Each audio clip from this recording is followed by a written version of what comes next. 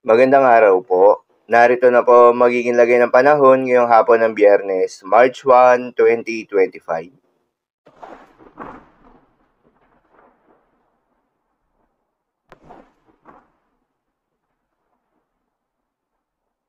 Sa kasalukuyan at ayon sa pag-asa, shear line o yung salubungan ng malamig na hangin at mainit na hangin na nakakaapekto sa may eastern section ng Southern Luzon at Visayas. Dahil dito ay asahan yung maulap na kalangitan na may kalat-kalat na mga pagulan at isolated thunderstorms. Northeast monsoon naman o hanging amihan ang patuloy na nakakaapekto sa may northern at central Luzon.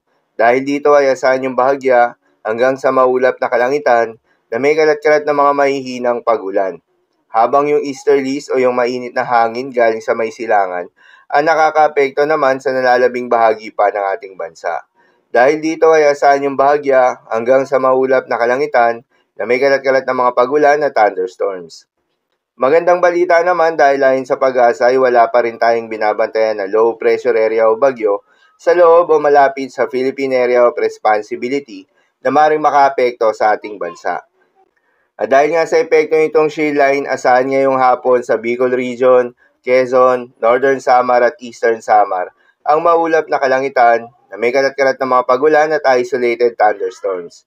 Posible ang mga pagbaha o pagguho ng lupa dahil sa katamtaman hanggang sa kumisan ay malakas na pagulan. Habang sa Dinagat Island, Surigao del Sur at Surigao del Norte ay asahan naman yung maulap na kalangitan na may kalat-kalat na mga pagulan at thunderstorms na dulot ng easterlies.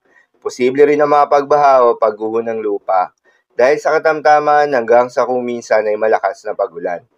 Habang sa Metro Manila, Ilocos Region, Cordillera Administrative Region, Cagayan Valley at Central Luzon ay asahan naman yung bahagyang maulap hanggang sa maulap na kalangitan na may kalat-kalat na mga mahihinang pagulan na dulot ng northeast monsoon.